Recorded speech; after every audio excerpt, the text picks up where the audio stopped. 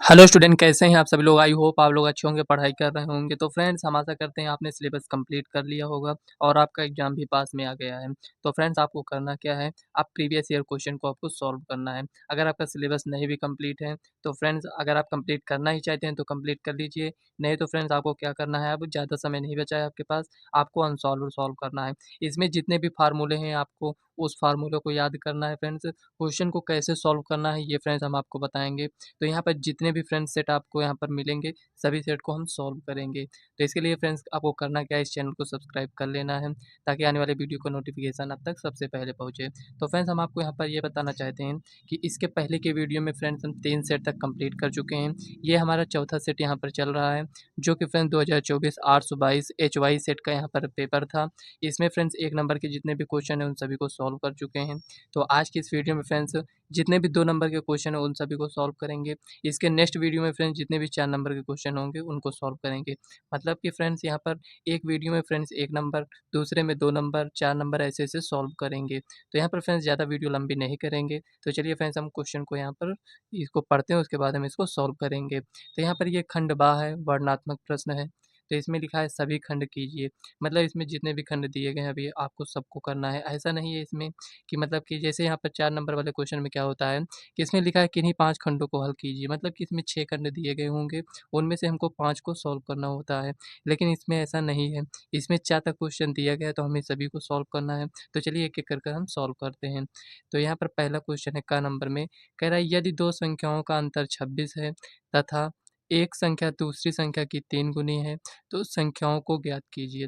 मतलब कि हमें उन दोनों संख्याओं को ज्ञात करना है। एक संख्या दूसरी संख्या की 3 गुनी होनी चाहिए और दोनों संख्याओं का अंतर 26 होना चाहिए, इतना क्वेश्चन में कह रहा है। तो चलिए इसको कैसे लिखना है इसको समझते हैं। सबसे पहले देखिए फ्रेंड्स, आपको एग्जाम में इसी टाइप से कॉपी मिलेगी, इतनी ही बड़ी कॉपी आपको एग्जाम में मिलने वाली है। तो यहाँ पर ये कौन सा है फ्रेंड्स, आपका खंड बा है, तो आपको अच्छे से लिखना है ऐसे, खंड बा, ये हो गया। और यहाँ पर लिखेंगे वर्णात्मक, वर्णात्मक,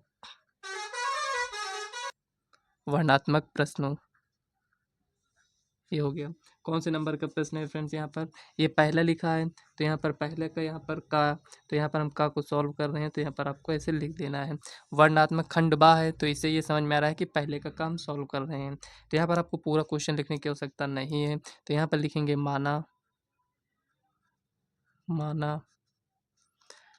पहली संख्या यक्स है, पहली संख्या यक्स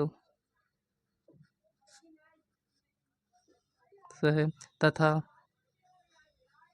दूसरी संख्या वाई है, दूसरी संख्या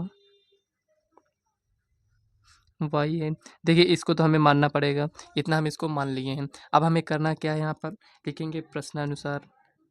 यहाँ पर आपको साइड में लिख देना है ऐसे प्रश्नानुसार, मतलब क्वेश्चन के अकॉर्डिंग यहाँ पर हम ये लिखेंगे। देखिए दोनों का अंतर, तो यहाँ पर यक्स माइनस वाई कितना है, यहाँ पर 26 है, ये हो गया। अब यहाँ पर देखिए एक संख्या दूसरी संख्या की 3 गुनी है, मतलब कि यहाँ पर हम ये मानकर चलते हैं कि यक्स बड़ी संख्या होगी। तो यहाँ पर हम लिखेंगे यक्स इक्वल टू यहाँ पर 3y, ये हो गया। समीकरण इसको 1 मान लीजिए और इसको हम समीकरण 2 मान लेते हैं, ये हो गया। अब यहाँ पर इसको हम सॉल्व करेंगे। यक्स का मान यहाँ पर 3y है तो यहाँ पर क्या लिखेंगे, समीकरण 2 का मान समीकरण 1 में रखने पर, समीकरण 2 का मान समीकरण 1 में रखने पर, समीकरण 1 में रखने पर, ये हो गया। अब तो इसमें रखेंगे तो यहाँ पर 3y लिखेंगे। तो चलिए नोट कर लेते हैं, x minus Y equal to यहाँ पर 26। अब यहाँ पर x के स्थान पर 3y minus Y equal to यहाँ पर 26, ये हो गया। तो इसको सॉल्व करेंगे तो 2y इक्वल टू यहाँ पर 26, इस चीज़ को यहाँ पर डिवाइड करेंगे तो यहाँ पर 13 आ जाएगा। ठीक है ना, इतना आपको डायरेक्ट लिखना है। यहाँ पर y इक्वल टू 13 आ गया तो यहाँ पर लिखेंगे y का मान, y का मान। अब चाहे तो समीकरण आप 1 में रखिए या 2 में। तो यहाँ पर देखिए 1 में रखने पर थोड़ा हमें ज़्यादा कैलकुलेशन करना पड़ेगा, इसलिए यहाँ पर हम 2 में रखेंगे। तो y का मान समीकरण 2 में रखने पर देखिए फ्रेंड्स, आप 1 में भी रखेंगे तब भी आपका उतना ही आने वाला है। तो यहाँ पर लिखेंगे यक्स इक्वल टू यहाँ पर 3 इंटू 13, तो यक्स इक्वल टू यहाँ पर 39। तो यहाँ पर लिखेंगे अतः अतः पहली संख्या x इक्वल टू यहाँ पर 39 हो गया, और यहाँ पर दूसरी संख्या कितना है यहाँ पर 13 है, तो यहाँ पर लिखेंगे y इक्वल टू यहाँ पर 13। ये हो गया। आपको क्या करना है, ऐसे यहाँ पर कर कर यहाँ पर आपको आंसर लिख देना है, देखने में अच्छा लगता है। ये हो गया। आपको इस टाइप से ऐसे लिखेंगे। देखिए कितने अच्छे से इसको सॉल्व किया गया है। अब चलिए नेक्स्ट क्वेश्चन को हम सॉल्व करते हैं। अब देखिए खा नंबर क्वेश्चन में कह रहा है, यदि cot 2a इक्वल टू यहाँ पर tan a माइनस यहाँ पर 22, जहाँ 2a क्या है, एक न्यून कोण है, तो a का मान ज्ञात कीजिए। तो चलिए a का मान इसमें हम ज्ञात करते हैं। अब यहाँ पर देखिए लिखेंगे, कौन सा क्वेश्चन है, यहाँ पर खा नंबर क्वेश्चन है, तो यहाँ पर आपको खा लिखना है ऐसे। ये हो गया। लिखेंगे cot 2a इक्वल टू यहाँ पर क्या दिया गया है, tan यहाँ पर a माइनस 22, कुछ इस टाइप से यहाँ पर ये दिया गया है। तो हमें क्या ज्ञात करना है, तो यहाँ पर a हमें ज्ञात करना है। तो लिखेंगे यहाँ पर सॉल्यूशन। क्वेश्चन में तो खुद ही दिया गया क्या हमें ज्ञात करना है, तो cot 2a इक्वल टू यहाँ पर ये दिया गया है, तो लिखेंगे cot 2a इक्वल टू यहाँ पर लिखेंगे tan a माइनस 22। ये हो गया। अब यहाँ पर इसको कैसे सॉल्व करेंगे, इसको समझते हैं। देखिए फ्रेंड्स, यहाँ पर आप पढ़े होंगे इस टाइप से कुछ। देखिए यहाँ पर cot 90 minus theta equal to यहाँ पर क्या होता है, tan थीटा, ये होता है।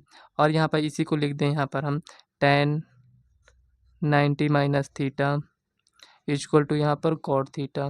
तो यहाँ पर इसको लिखने का यहाँ पर रीज़न ये है फ्रेंड, कि यहाँ पर cot 2a, देखिए ये cot है और ये tan के रूप में है, तो यहाँ पर हमें एक ही रूप में बनाना है। या तो हम cot को यहाँ पर भी cot बना दें, या फिर हम tan को, यहाँ tan है तो यहाँ पर भी tan बना दें।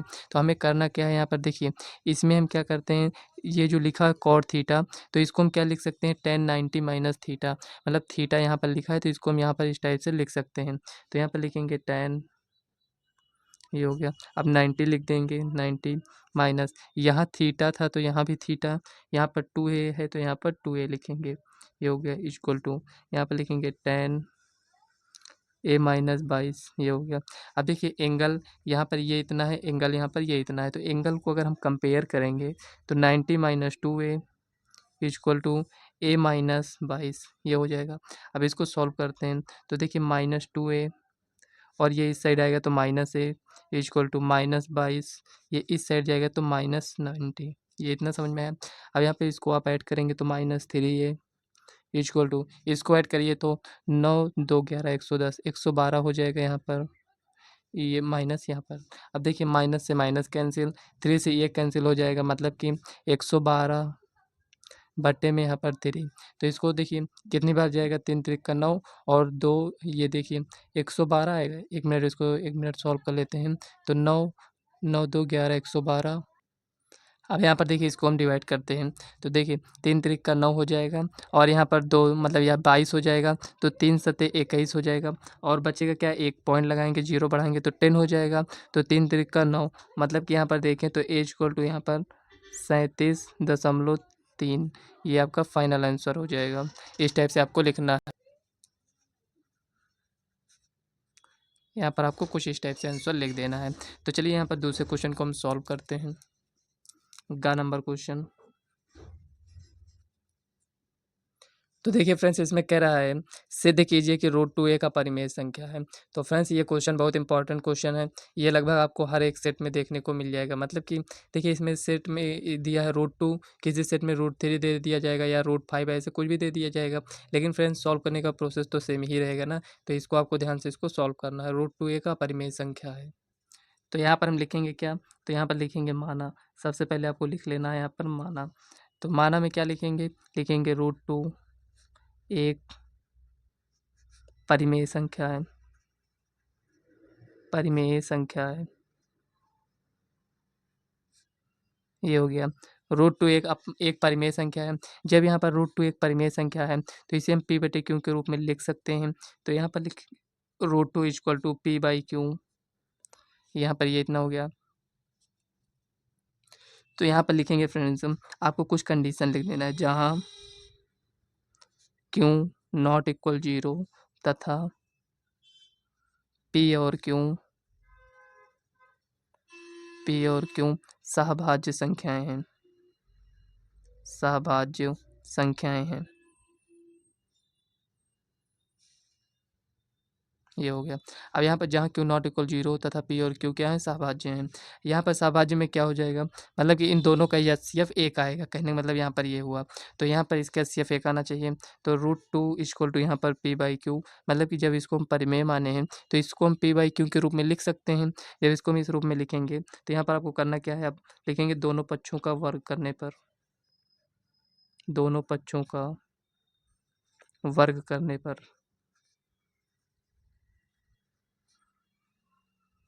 तो दोनों पक्षों का वर्ग करते हैं तो यहाँ पर हो जाएगा √2 का वर्ग equal to P by Q का वर्ग कर देंगे यहाँ पर। अब देखिए √2 का वर्ग करेंगे तो यहाँ पर क्या हो जाएगा, तो इसको यहाँ पर हम लिख ही लेते हैं। √2 इक्वल टू यहाँ पर हो जाएगा पी स्क्वायर बटे में क्यू स्क्वायर। √2 का वर्ग हो जाएगा यहाँ पर 2 इक्वल टू पी स्क्वायर बटे में यहाँ पर क्यू स्क्वायर। ये इतना आपको समझ में आया। अब इसको यहाँ पर पक्षांतर कर दीजिए और इसको यहाँ पर लेकर आइए, तो यहाँ पर क्या हो जाएगा 2q square, 2q square equal to यहाँ पर पी स्क्वायर लिखेंगे। अब यहाँ पर थोड़ा आपको लिखना पड़ेगा, यहाँ पर ये जो 2 है आपको ये लिखना है कि यहाँ पर ये जो पी स्क्वायर है 2 से विभाज्य है, तो जब पी स्क्वायर 2 से विभाज्य है तो पी भी 2 से विभाज्य होगा। कहने मतलब आपको समझ में आया। यहाँ पर अगर आप एग्जाम्पल थोड़ा समझना ही चाहते हैं तो यहाँ पर साइड में समझ लीजिए। जैसे पी स्क्वायर मान लेते हैं, यहाँ पर ये क्या होगा 2 का स्क्वायर मान लेते हैं, ये कितना होगा 4 होगा, ठीक है ना। तो जब ये 2 का स्क्वायर 4 है, जब ये 2 से अगर हम इसको डिवाइड कर रहे हैं, मतलब पी कितना है यहाँ पर 2 है, तो इसका स्क्वायर कर रहे हैं तो कितना आ रहा है 4 आ रहा है। तो जब ये 2 से डिवाइड हो जा रहा है, पूरा पूरा जाएगा 4 है तो मतलब जब ये 4 पूरा पूरा डिवाइड हो जाएगा तो पी स्क्वायर मतलब 4 पूरा पूरा डिवाइड हो रहा है तो पी भी 2 से डिवाइड हो जाएगा। तो पी कितना है यहाँ पर 2 है, तो ये भी तो 2 से पूरी तरह से डिवाइड होगा ऐसे। तो यहाँ पर देखिए इस टाइप से ये पूरा डिवाइड हो जाएगा। तो यहाँ पर आपको करना क्या है, लिखना है समीकरण 1, इसको आपको नहीं लिखना है, ठीक है ना, केवल क्वेश्चन को सॉल्व करना है। तो यहाँ पर लिखेंगे पी स्क्वायर 2 से विभाज्य है, 2 से विभाज्य है, विभाज्य है तथा पी भी 2 से विभाज्य होगा, पी भी 2 से विभाज्य होगा। ये हो गया। अब पी भी 2 से विभाज्य होगा। इतना आपको समझ में आया।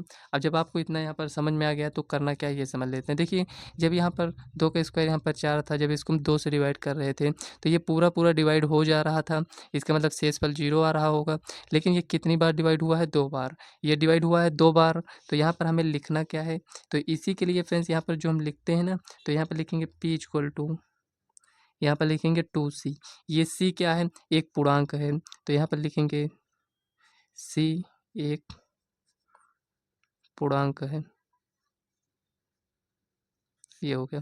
अब यहाँ पर 2c क्यों लिखे हैं ये तो आपको समझना पड़ेगा। देखिए अगर आप रटेंगे तो भूल जाएंगे, ये आपको ध्यान में रखना है। इसीलिए फ्रेंड्स यहाँ पर एक एक बात हम आपको बता रहे हैं, नहीं तो इसको अब तक हम सॉल्व कर चुके होते। तो यहाँ पर p इक्वल टू 2c, मतलब कि यहाँ पर जब इसको हम डिवाइड कर रहे हैं तो ये कितनी बार जा रहा है, 2 बार। तो जब हम इसको डिवाइड करेंगे तो यहाँ पर ये हमें नहीं पता है कितनी बार जाएगा, 2 बार जाएगा, 5 बार, 10 बार, तो इसीलिए यहाँ पर हम c मान ले रहे हैं, ठीक है ना। तो यहाँ पर ये इतना हो गया। अब यहाँ पर लिखेंगे p इक्वल टू 2c है, तो इसकी वैल्यू को हम समीकरण 1 में रखेंगे, तो लिखेंगे p का मान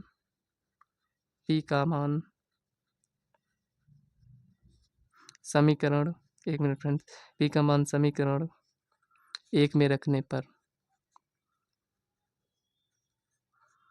1 में रखने पर, तो जब 1 में रखेंगे तो यहाँ पर कितना हो जाएगा, 2c रखना है इसके स्थान पर, तो यहाँ पर हो जाएगा 2q square equal to 2c।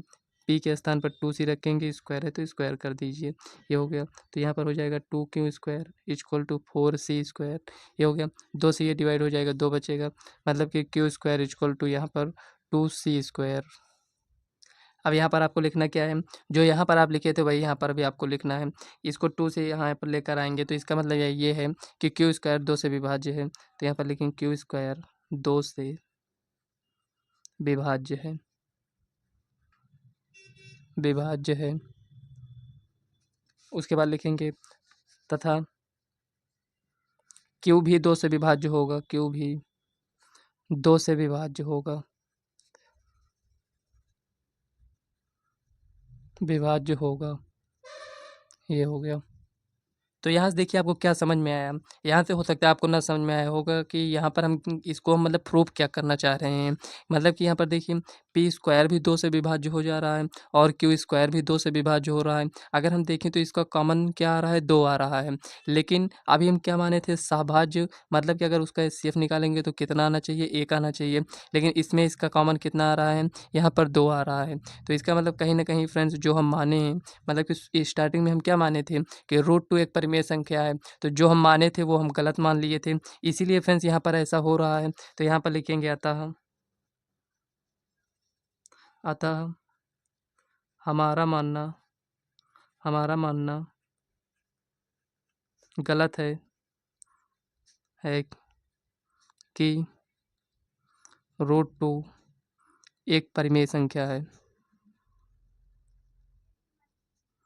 परिमेय संख्या है। ये हो गया। अब आगे आपको लिख देना है। तो यहाँ पर लिखेंगे अतः √2 एक अपरिमेय संख्या है। अपरिमेय संख्या है। ये हो गया। आपको इस टाइप से क्वेश्चन को सॉल्व कर लेना है। इसमें फ्रेंड्स आपके नंबर भी नहीं करेंगे। 2 नंबर का क्वेश्चन है, 2 नंबर मिलेगा। 4 नंबर में कोई क्वेश्चन है तो 4 नंबर मिलेगा। जो आप यूज़ कर रहे हैं उसको आप साइड में भी लिखना है। जैसे फार्मूले का यूज़ कर रहे हैं तो फार्मूले को आप साइड में लिख दीजिए। तो यहाँ पर चलिए नेक्स्ट क्वेश्चन को सॉल्व करते हैं। कहीं पर कोई भी डाउट हो आप कमेंट कर पूछ सकते हैं। तो यहाँ पर नेक्स्ट क्वेश्चन इसमें दिया गया है, निम्नलिखित सारणी का माध्यिका ज्ञात कीजिए। देखिए फ्रेंड्स यहाँ पर जो भी दिया गया है इसका हमें माध्यिका ज्ञात करना है। तो चलिए इसको हम नोट करते हैं, उसके बाद इसका हम माध्यिका ज्ञात करें। अब यहाँ पर देखिए फ्रेंड्स ये हम इसको नोट कर लिए हैं। अब हमें बारंबारता को नोट करना है। तो चलिए यहाँ पर लिख लेते हैं।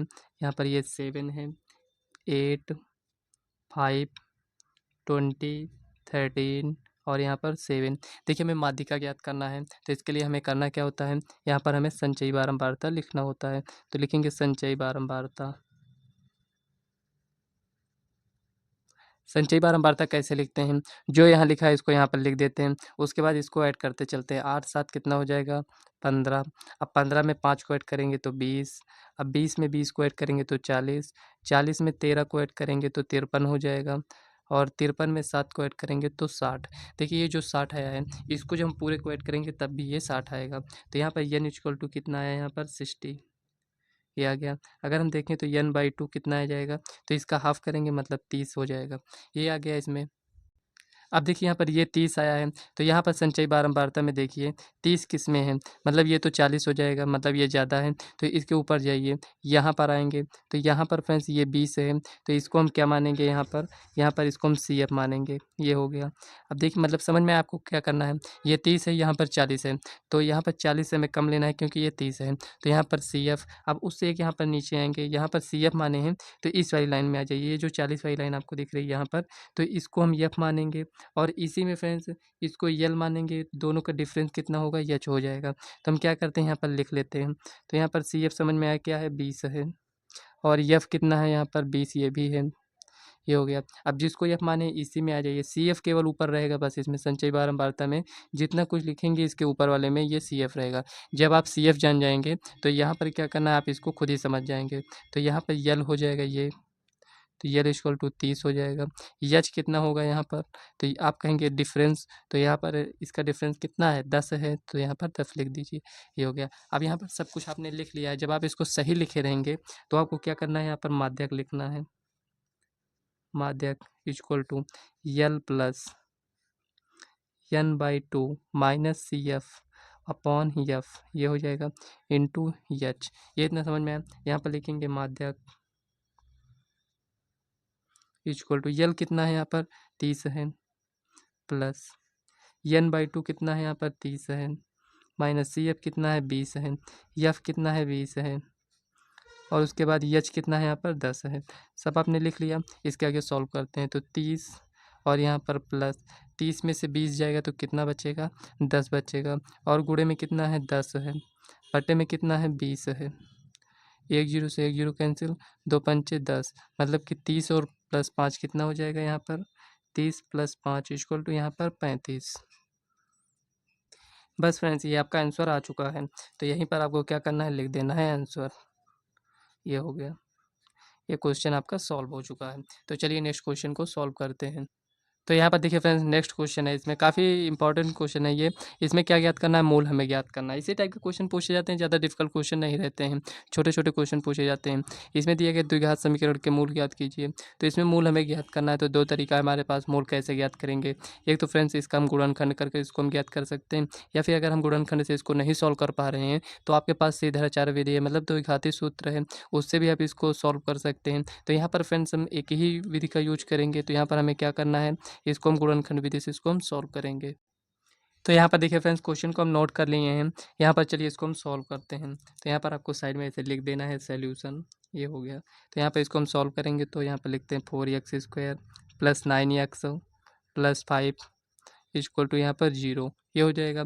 अब यहाँ पर इसको सॉल्व करते हैं, तो इसको गुणा करते हैं, 5 चौक 20। तो 20 में हमें ऐसे दो गुणनखंड करना है कि उसको उन दोनों संख्याओं को हम गुणा करें तो 20 आना चाहिए, और उन दोनों संख्याओं को जोड़ें या घटाएं तो यहाँ पर 9 आना चाहिए। तो यहाँ पर 5 चौक 20 मतलब कि 4 और 5, हमें दो संख्या ऐसे मिली हैं 4 और 5, उन दोनों को गुणा करेंगे तो 20 मिलेगा, और 4 और 5 को ऐड करेंगे तो यहाँ पर 9 मिलेगा। तो यहाँ पर लिखेंगे 4x² प्लस, देखिए 5x को पहले लिखिए या 4x को पहले लिखिए, उससे मतलब नहीं होता है। तो यहाँ पर लिखेंगे 5x + 4x + 5 इक्वल टू यहाँ पर 0, ये हो गया।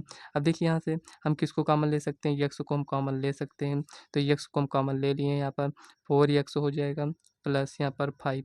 अब यहाँ पर जितना आया इसको यहाँ पर लिखेंगे 4x + 5, इतना हो गया। देखिए इसमें से ये सभी को यहाँ पर हम लिख लिए हैं, तो यहाँ पर हमें क्या लिखना है, 1 लिख देना है इक्वल टू यहाँ पर 0। अब यहाँ पर लिखेंगे x + 1, और यहाँ पर लिखेंगे 4x + 5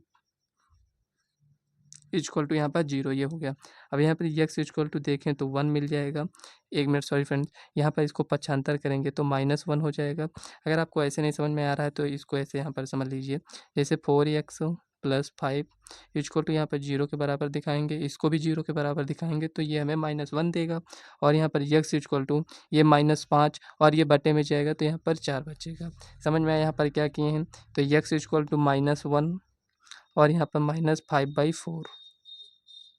तो देखिए फ्रेंड्स, यही आपका फाइनल आंसर हो जाएगा। इसी टाइप को आपको लिखना है ऐसे, मतलब, और यहाँ पर आंसर ऐसे लिख देना है। ये हो गया। तो चलिए नेक्स्ट क्वेश्चन देखते हैं, एक ही क्वेश्चन है। तो यहाँ पर 4 नंबर क्वेश्चन है। अगर आप इन सभी क्वेश्चन को सॉल्व कर लेते हैं तो 12 नंबर आपके कन्फर्म हो जाएंगे, जिनमें से फ्रेंड्स अगर आप एग्जाम देने जाएंगे तो हो सकता है फ्रेंड्स इसी में से 2 या 3 क्वेश्चन आपको मिल जाएँ देखने को। मतलब ऐसा होता है कि रिपीटेड क्वेश्चन होते हैं, जैसे आपने अभी सिद्ध किया ना कि सिद्ध कीजिए √2, अगर दूसरे सेट में देखेंगे तो वहाँ पर √3 √5 ऐसे दिया रहेगा। और जो यहाँ पर इसको आप सॉल्व किए हैं तो इसमें थोड़ा-सा डिजिट चेंज रहेगा, उसमें भी इसमें माध्यिका दिए गए हैं, उसमें हो सकता है दे दें माध्य ज्ञात कीजिए, बहुलक ज्ञात कीजिए, ऐसे मतलब।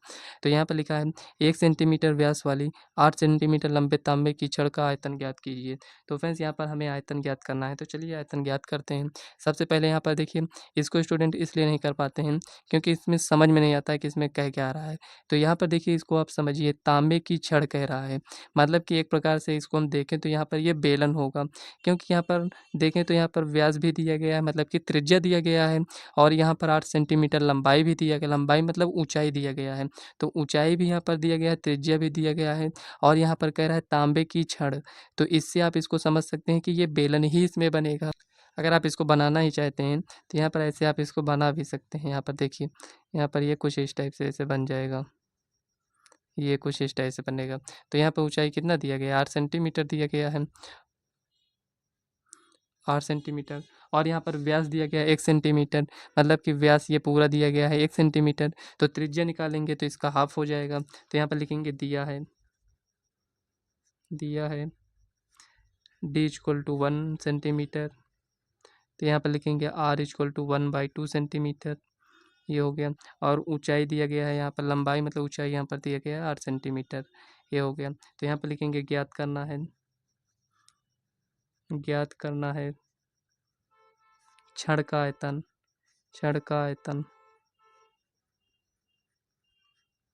तो यहाँ पर चलिए इसको हम ज्ञात करते हैं। तो लिखेंगे सॉल्यूशन।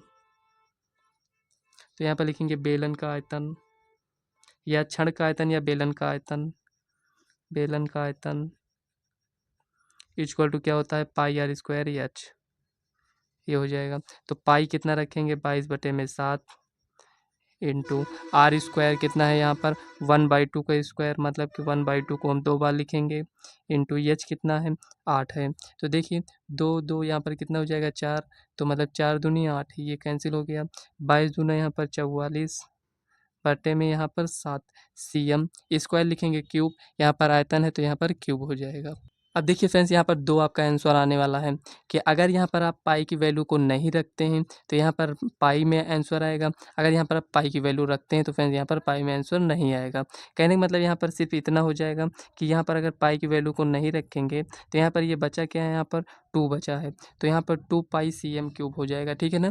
मतलब कि 22/7 ये जो 22 दूना 44 गुणा कर दिए हैं, ये कितने की वैल्यू है, पाई की वैल्यू है। तो यहाँ पर पाई का मान अगर नहीं रखेंगे तो यहाँ पर लिख दे रहे हैं, या यहाँ पर लिखेंगे पाई और यहाँ पर 2 है तो 2 cm³, ये हो गया। दोनों आपका आंसर सही है। ऐसा मत समझना कि अगर आंसर में ये दिया गया तो ये रॉन्ग है, ऐसा नहीं है, क्योंकि एग्जाम में हमें आंसर तो दिया नहीं रहेगा कि किस में हमें लिखना है। तो या तो आप पाई की वैल्यू रखिए या तो ना रखिए, दोनों सही है आपका। तो फ्रेंड्स ये क्वेश्चन आपका सॉल्व हो चुका है। अगर आप इसी तरह से 6 क्वेश्चन को सॉल्व करते हैं तो 12 नंबर आपके कन्फर्म हो जाएंगे। तो फ्रेंड्स यहाँ पर देखिए ये आपका तो कंप्लीट हो ही चुका है। इसके आगे फ्रेंड्स जो 4 नंबर के क्वेश्चन है, 6 नंबर के क्वेश्चन है, उसे फ्रेंड्स हम नेक्स्ट वीडियो में सॉल्व करेंगे। तो आज की ये वीडियो कैसी लगी कमेंट बॉक्स में ज़रूर बताइएगा। तो फ्रेंड्स आप लोग वीडियो देख लेते हैं लेकिन चैनल को सब्सक्राइब नहीं करते हैं। अगर वीडियो को पसंद आए तो फ्रेंड्स चैनल को सब्सक्राइब कर लीजिएगा, ताकि फ्रेंड्स आने वाले वीडियो का नोटिफिकेशन आप तक सबसे पहले पहुँचे। तो इन सभी सेट को हम सॉल्व करेंगे, इसके बाद के भी जितने सेट को हैं उनको भी हम सॉल्व करेंगे। तो चलिए फ्रेंड्स मिलते हैं नेक्स्ट वीडियो में, तब तक के लिए बाय।